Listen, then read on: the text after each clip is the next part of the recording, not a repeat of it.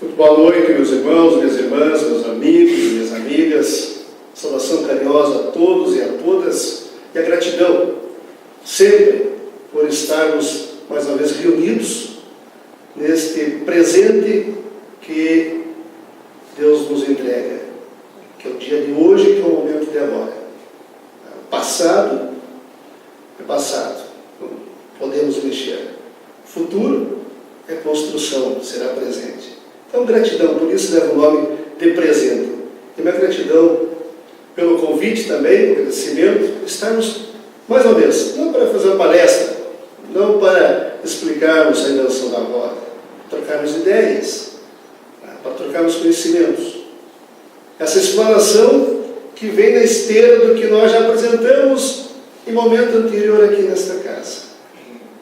Quando falamos da reencarnação, os pilares da doutrina espírita. A prova maior da bondade, do carinho de Deus para conosco. A pluralidade das existências. Confronto à teoria da unicidade. Aquela que nós falamos, né? Nascemos, desencarnamos num período só. Deveríamos alcançar aí o acerto da existência. Onde estaria a bondade divina nos dar uma oportunidade, né? Apenas uma oportunidade. Nós temos a bondade divina através da pluralidade. Semana passada o Simão falava sobre a morte, o temor da morte. A partir desse processo, desencarnamos e retornamos para casa. Retornamos para casa. E ninguém pode chegar ao Pai se não nascer de novo. A forma é, retorna para casa, leva a tua ficha contigo, consciência, análise, como foi a tua passagem, como foi o meu procedimento, se eu alcancei as minhas metas, e aí reconstruir novamente a oportunidade de voltar, refazer caminhos. Porque reencarnar é preciso, reencarnar é necessário, é a fonte de amor supremo em outra vida e cenário, para refazer caminhos neste precioso educandário. E assim que nós devemos encarar esse processo todo. Um educandário. Estamos para nos aprimorar, para evoluir. E a boa notícia que eu trago para vocês nesta noite é que a evolução, o passo adiante, essa construção só depende de uma pessoa. E vocês conseguem visualizá-la toda vez que estão diante do espelho. Essa é a pessoa importante. Essa é a pessoa responsável pela tua evolução, pela tua construção. Aquela frase, Deus quis assim, diante de uma desgraça, de uma tragédia, Deus quis assim. Não, Deus não quer nosso mal, Deus não quer nossa tristeza, Deus não quer o nosso atraso, Deus não quer que falhamos. Que Pai bondoso seria que se nos desse a oportunidade, retorna e tu vais falhar, tu vais penar, tu vais suar, tu não vai progredir. Onde estaria a lição maior da divindade? Nós somos responsáveis pelo nosso triunfo. E aí é uma longa caminhada. Por isso, eu abro a nossa conversa da noite com essa frase, com essa resposta que está no Livro dos Espíritos. Livro dos Espíritos, que concentra as informações basilares da doutrina, que os Espíritos, eu só entro nessa vida corporal para me aperfeiçoar, para melhorar, não para piorar. Agora, depende unicamente da minha vontade, da minha construção. Sou responsável por isso. Todos os espíritos se preocupam com a sua encarnação, já vamos direto à questão 3.3.1. E os espíritos vão responder que aos que não pensam na reencarnação, nem mesmo as compreendem, as entendem, são espíritos mais ignorantes, atrasados, vivem na vez do Zeca Pagodinho, deixa a vida me levar, vida leva eu, que vem, não estou interessado em saber mais. Depende da natureza mais ou menos adiantada, né? E para alguns a incerteza que se encontram é uma punição. E aí, mais uma boa notícia: o fato de nos reunirmos nessa casa, o fato de acompanharmos o estudo da doutrina, o fato de termos essa compreensão, já é um avanço moral. Já temos um mapa na mão. Se vamos seguir esse mapa, bom, já sabemos a trilha para a mina de ouro, que é a evolução. Na erraticidade, então, alguns espíritos não vão estar ligados a essa situação, não querem compreender esse processo, mas vão sofrer. Em filosofia espírita, Miramês vai nos dizer claramente, né, que já encontraram muitos que imploraram a volta ao corpo e sentem prazer nesta viagem, por saberem que são as vidas sucessivas que vão nos melhorar, vão nos dar a oportunidade da melhora. Então desejam ardentemente retornar, fazer essa viagem, voltar ao educandário, porque reconhecem que nesse processo a evolução se apresenta. E as variações são muitas no quadro das vidas múltiplas. Não é apenas um caminho retornar para ser como foi. Ações múltiplas. Um retorno de uma forma, no outro retorno de outra, e a gente vai compreendendo todo esse processo mais adiante. E olha, alguns espíritos tomam aquele cuidado, pede um preparo alongado, já tem a compreensão, já tem o conhecimento, eles não querem ser motivo de escândalo, não querem falhar. Né? Fazendo uma analogia, meus queridos, quantos aqui gostam de fazer corrida? Alguém? Aê, vamos lá. Pois é, se eu dissesse para vocês, sábado teremos uma corrida aí de 15 quilômetros, vamos? Quem tivesse consciente de que eu, por exemplo, reconheço que não estou na minha capacidade física, vou pedir tempo, vou me preparar, vou treinar, vou focar, vou desenvolver a aptidão. Daqui 3 meses, a meta é fazer os 15 quilômetros. Alguns já estão preparados, tá? Mas nem todos. Então esse reconhecimento vem da compreensão do Espírito sobre si, do seu conhecimento. Eu quero me preparar melhor, porque eu sei que se eu retornar agora, é 99,99% que eu vou falhar. E conforme o seu merecimento, vamos nos preparar. André Luiz nos apresenta isso de forma esplendorosa através das obras, começando pelo nosso lar. E o Espírito pode antecipar esse retorno à vida corporal. A questão 332 nós vamos encontrar claramente. Pode, solicitando com um desejo ardente, eu diria mais, uma vontade ardente. Eu quero, eu preciso, eu mereço. Bom, a ficha, a análise vai ser feita. E pode retardar também. Tá? Porque, como dizem os Espíritos, não esqueçamos que aqui é uma cópia do mundo espiritual. Se aqui nós encontramos covardes, lá também nós vamos encontrar os covardes, que vão temer as provas, que não querem enfrentar aquela batalha, não querem vir para o combate. Portanto, recuam. Só que eles vão sofrer com isso. É como um doente que recusa o remédio que pode curá-lo. Não tiveram aquela compreensão que nós lemos na questão anterior. E aí a questão, se o espírito se considera bastante feliz, está lá no nosso lar, está no acordo espiritual, a paz impera, o clima é bom, amizades, não há ódio, não há raiva, não há mágoas, há tolerância. Ele pode prolongar indefinidamente esse estado. Os espíritos vão nos dizer que indefinidamente não.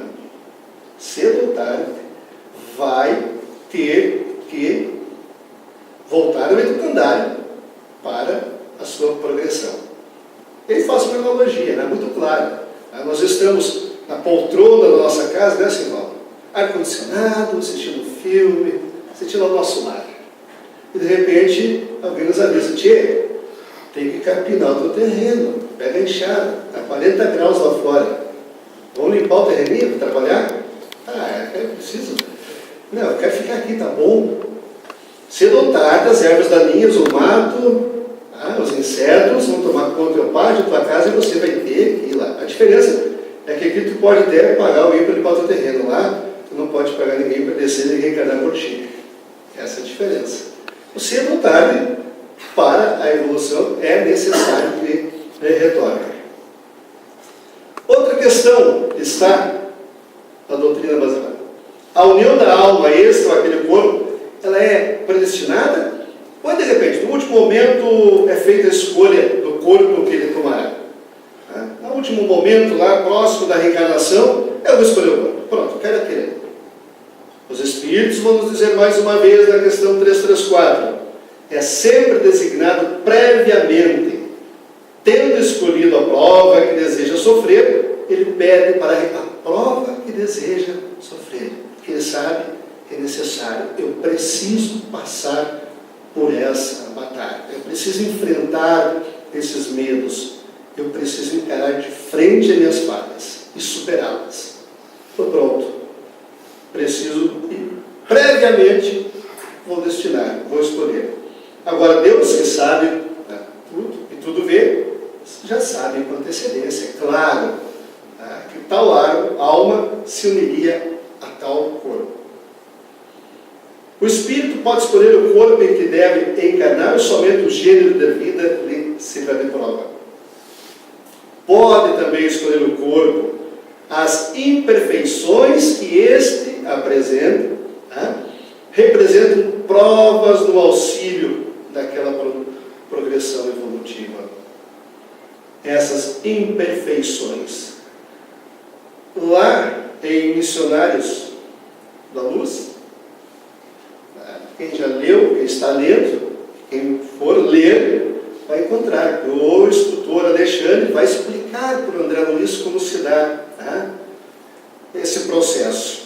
André Luiz vê alguns irmãos empunhando um rolo branco embaixo do braço, caminhando. Ele pergunta, o que seriam aqueles rolos brancos parecidos com um pergaminho?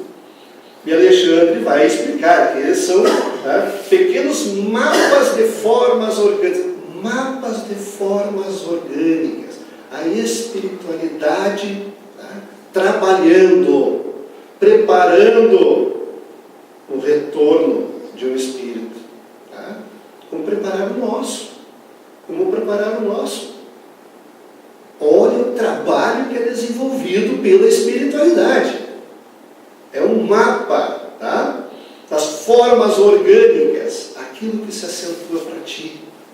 Não é por acaso, tal corpo, pele, altura. Tudo é definido pela espiritualidade, pelo ponto de vista espiritual e não material.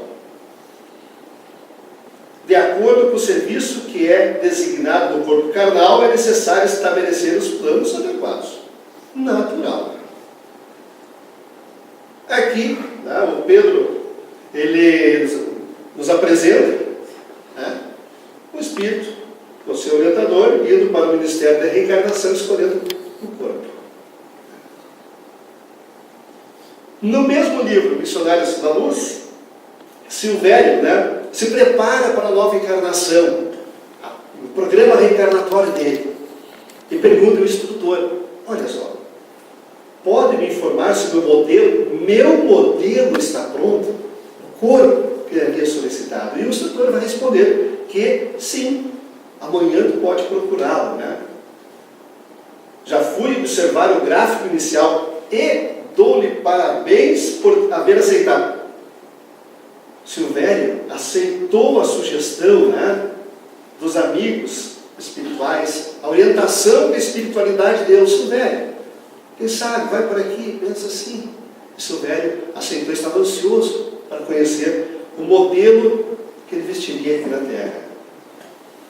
E o Manassés vai dizer, né, haverão grandes dificuldades com esse corpo, hein? Essa luta não vai ser fácil, mas ninguém disse que seria fácil, mas valeria a pena no final. Vai te fazer grande bem. E aí o que o Silvério diz? Sim, preciso defender-me contra certas tentações de minha natureza inferior, e a perna doente me auxiliará. O antídoto para a vaidade, tá? Contra a devastação do amor próprio excessivo. Já lá, a construção orgânica dele, de outra vida, de outra passagem terrena, Silvério já lembrava: a vaidade, foi vaidoso, e isso poderia prejudicá-lo. Então aquele modelo que eu escolhi lá, aquele desenho que está pendurado, eu quero com um problema nessa perna, porque daí, agora o processo depois desceu, reencarnou, cresceu, livre-arbítrio. A condução desse processo vai depender do nosso conhecimento, do nosso adiantamento, do nosso querer, né? Ou vai ficar, Silvério vai reencarnar e ficar reclamando da perna. Eu trouxe aqui, eu trazer um vídeo, mas não consegui baixá-lo, mas no final ele pergunta o tempo ainda, né, ele terá para conviver com esse modelo, com esse corpo aqui na Terra, é 70 anos. E quando a gente fala, né, em questões físicas, eu sempre lembro de um grande motivador, pelo espiritualista, palestrante. Aos 8 anos ele tentou o suicídio. Aos 13 anos ele diz que encontrou a fé em Deus e entendeu que havia um propósito para ele retornar ao plano terreno. E a partir daí, ele assistiu uma palestra de um outro que também apresentava problemas físicos. E nasceu o ímpeto dele de viajar o mundo, dizendo que você é uma bênção divina.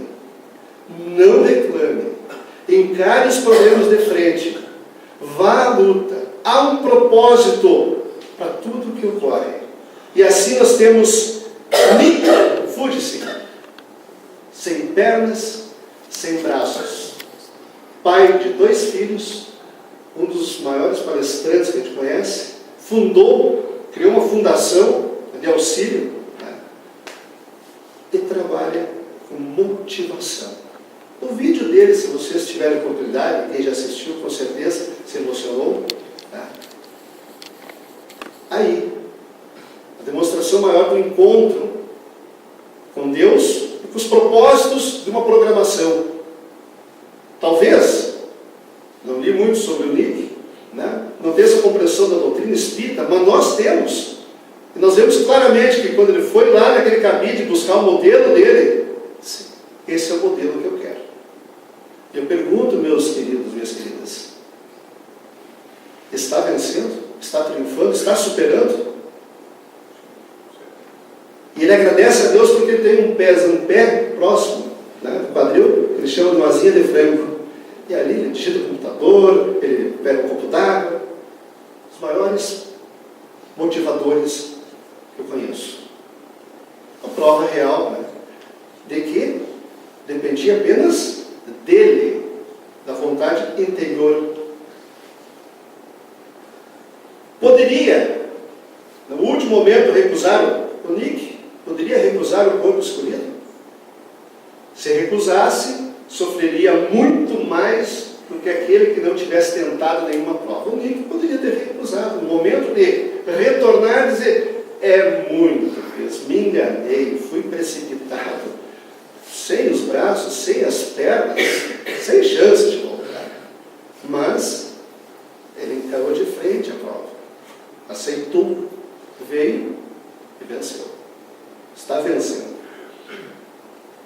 A união do Espírito a determinado corpo pode ser imposta por Deus na questão 337.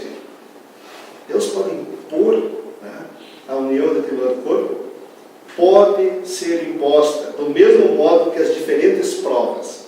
Sobretudo, quando o Espírito ainda não está apto para escolher um conhecimento de causa. Com conhecimento de causa, não desenvolveu ainda o conhecimento, a aptidão para escolher aquela prova, para escolher aquele corpo. E Deus, na sua bondade infinita, vai, né, colocá-lo à prova, colocá-lo a um modelo. Por expiação, o Espírito pode ser constrangido a se unir ao corpo de determinada criança, que pelo seu nascimento e pela posição que venha a ocupar no mundo, e olha aí, poderá tornar-se para ele um instrumento de castigo. Alguém me diz, mas Deus castiga? Não, esse ele é a concepção do ser. É a minha concepção. Pode o Nick, voltando a ele novamente, me permito que eu volte à imagem do Nick, poderia o Nick entender como um castigo divino. Essa posição em que eu estou, né, é um castigo de Deus. Ele não teria evoluído. Deus não castiga. E esse poderá entra a questão do livre-arbítrio. O meu pensar, a minha consciência, o meu entendimento, a minha compreensão do universo espiritual. Também pergunto, o momento da encarnação é acompanhado de perturbação semelhante a que o espírito experimenta ao desencarnar? E aí é outra resposta. Na 339. Vamos ler com calma. Muito maior essa perturbação e mais longa. Por quê? Porque pela morte o espírito sai da escravidão. Nos libertamos da matéria. Nos libertamos da matéria. E pelo nascimento, entramos para ela. Tem muitos povos, muitas culturas orientais, né, já também explanam. Quando nasce uma criança, né, retornou. Quando morre, desencarna, retornou para casa.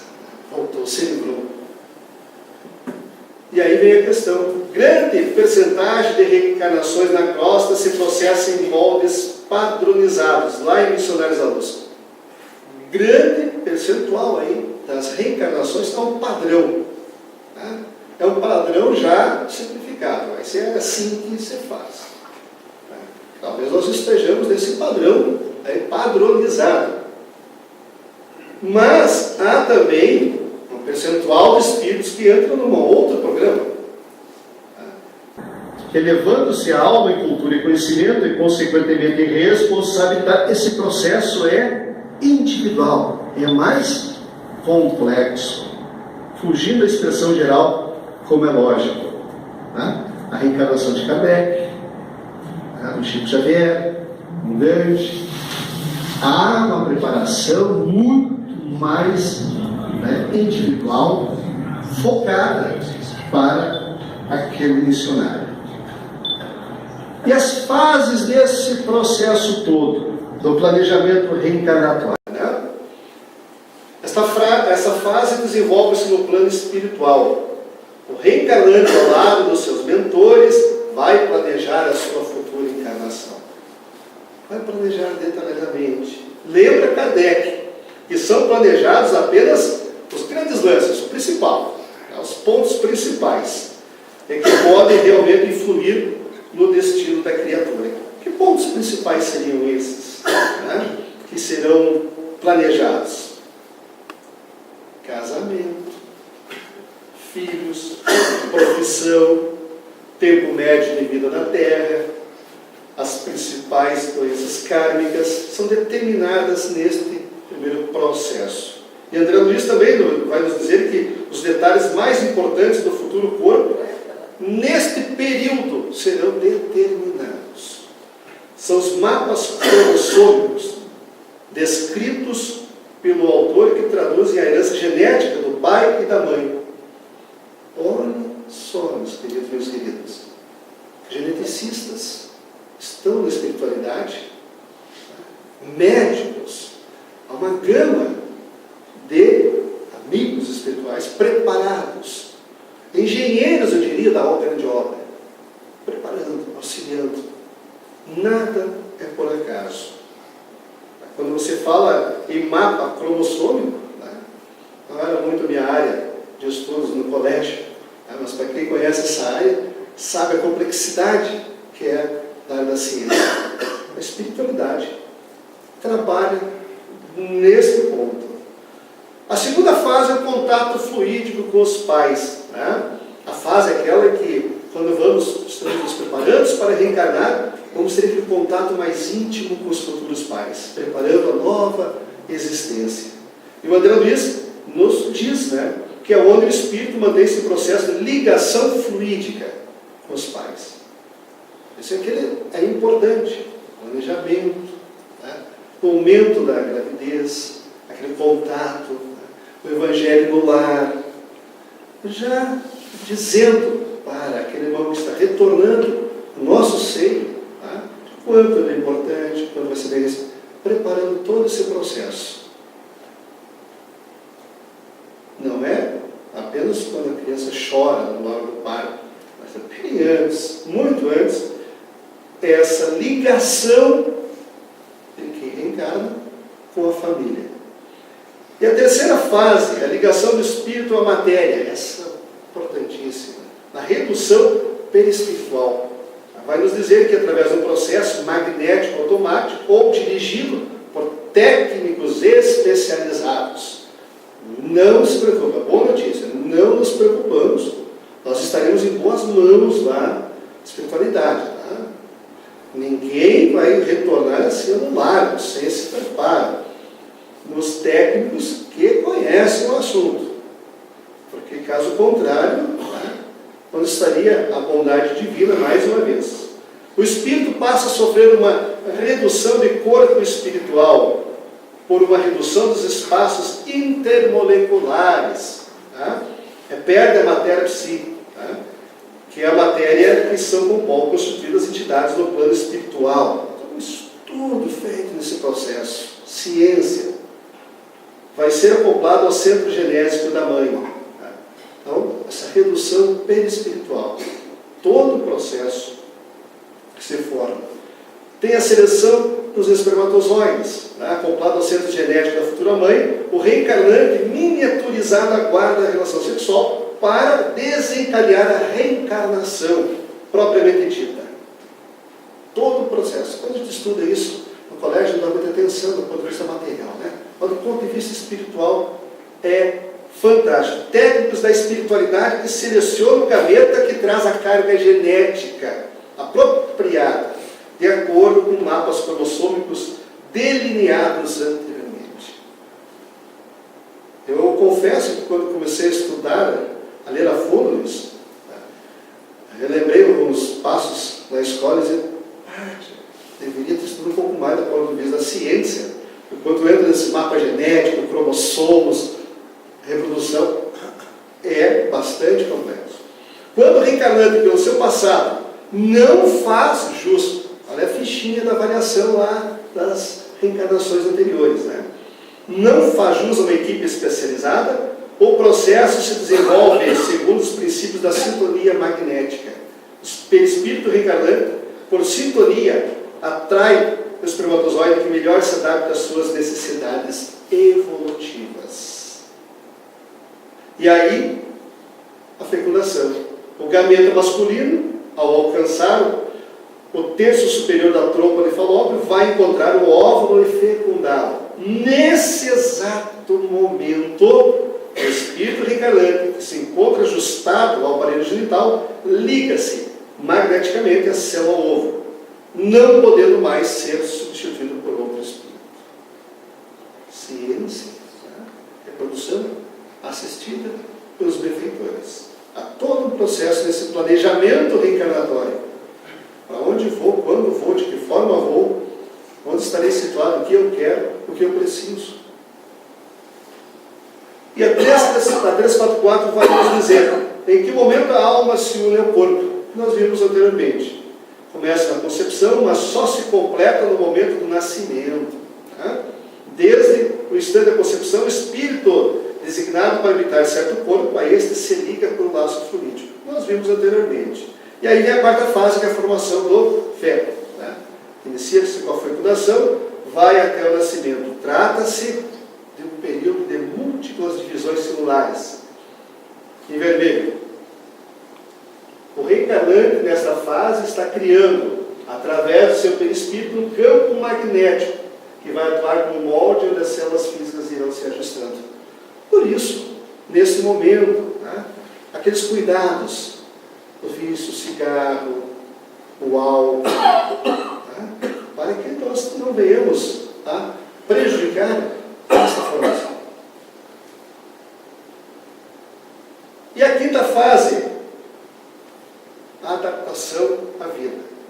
Segundo André Luiz, né, o processo, esse planejamento reencarnatório todo, se completa com o nascimento, não se completa com o nascimento, mas aos 7 anos de idade, quando ocorre essa plena integração do reencarnante aos implementos físicos. E aí tem um grupo de estudos, André Luiz, num site, vocês podem acessar, que fala sobre o processo reencarnatório, né? Na obra Evolução para o Terceiro Milênio, classifica esse processo em 3 pontos: compulsório, né? Proposto e livre.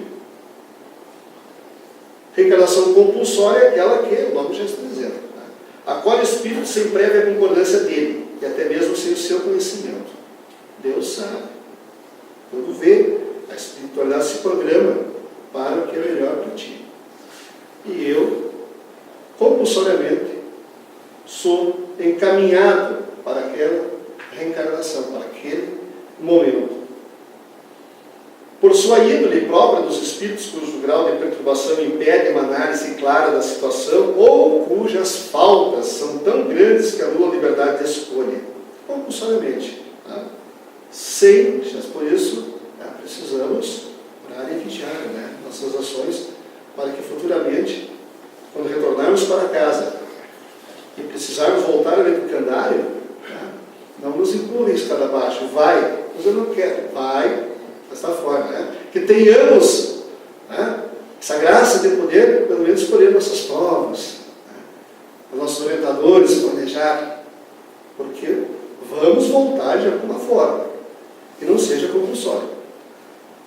Reencarnação proposta é aquela que leva em consideração o livre-arbítrio relativo que dispõe o espírito. Os mentores estudam sem imposição seus débitos e méritos, programando em seguida para os principais acontecimentos da próxima existência física, tendo em vista a liquidação ou diminuição de dívidas e possibilidades de progresso moral e espiritual. Os nossos mentores vão estudar, não vão impor. Nós temos aquela fichinha, que está sendo avaliada. Diante daquela fichinha, vamos nos propor ali, a planejar. Vamos considerar esse livre-arbítrio. A livre é aquela própria dos missionários, espíritos redimidos perante a lei divina, próximos da redenção no plano terreno. São os que possuem ampla liberdade de escolha. Vamos trabalhar para, quem sabe, chegarmos logo lá. Vamos chegar, mas que seja breve, conforme nós debatimos no estudo dessa noite, né, Luiz? É possível? É possível. Sabemos o caminho, temos o mapa. Temos o mapa. Depende de quem? De nós. É difícil? Ninguém disse que seria fácil. Mas no final vai valer a pena. Chega ao plano material para desempenho de tarefas elevadas em qualquer segmento do conhecimento humano, ciências, filosofia, religião. Aí, né, o grupo de estudos André Luiz cita ali Sócrates, Buda, Krishna, Jesus, missionários. Por isso, entre as leis de Deus, a reencarnação revelação se destaca como grande oportunidade educativa. Mais uma vez, grande oportunidade educativa. Olha o presente que nós ganhamos. Volto a dizer, hoje é o presente. A oportunidade de ouro que nós estamos tendo. Há filas na erradicidade de irmãos querendo retornar. Eu quero retornar, eu preciso. Mas estão lá, como diria o Luiz no estudo. Muitas vezes, 20 anos precisa, mas o outro está no plano superior, o outro não quer reencarnar contigo, aí não depende só de você, há um processo complexo, e nós estamos tendo já a oportunidade aqui. Ela é o meio que Deus oferece aos espíritos, criados simples e ignorantes, para que através de um planejamento reencarnatório possam aprender, elaborar e expandir suas novas construções. Por isso, meus queridos, minhas queridas, a pergunta que fica: qual é o meu compromisso? Meu compromisso. A evolução, eu quero crescer, eu quero. Mas de que forma? Muitas vezes eu olho para Madre Teresa, Gandhi, mas eu sou um professor, eu sou um engenheiro, um advogado, um pedreiro, eu sou um pai, eu sou um irmão. As oportunidades são múltiplas. Qual é o meu compromisso? Há 2000 anos o mestre já colocou. O maior pedagogo, como falei numa outra oportunidade, passou pela terra e já deixou lá o mapa. Está fácil, não está difícil. Não é nem o segredo. Não precisamos ser garimpar por aí buscando o mapa da mina. Jesus já veio, já colocou. Kardec veio e codificou aqui. Está fácil saber o nosso compromisso. O que eu tenho feito para dar expansão a esse compromisso? Me dedico aos meus alunos? Me dedico à minha profissão, aos colegas? Valorizo o próximo? Ou quero só valorização para mim? Em casa, valorizo a família?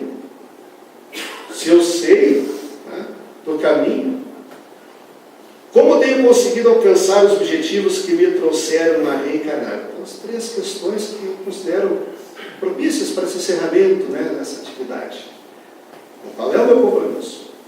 Pode estar muito mais claro do que a gente pensa. E muitas vezes, pela materialidade, a gente sonha com um processo grandioso. Processo grandioso. Martin Luther King, um grande. Mas muitas vezes o nosso compromisso está bem pertinho da gente. E como eu vou conseguir esses objetivos? E eu encerro essa nossa explanação, essa nossa prosa de segunda-feira, já desejando a todos uma semana de triunfo para frente, de acreditar cada um em si mesmo, com esse verso de uma música da Mercedes Sosa. Eu só peço a Deus que a dor não me seja indiferente nos compromissos, a dor do próximo, que a morte não me encontre um dia solitário sem ter feito o que eu queria, o que eu desejava, lá no planejamento.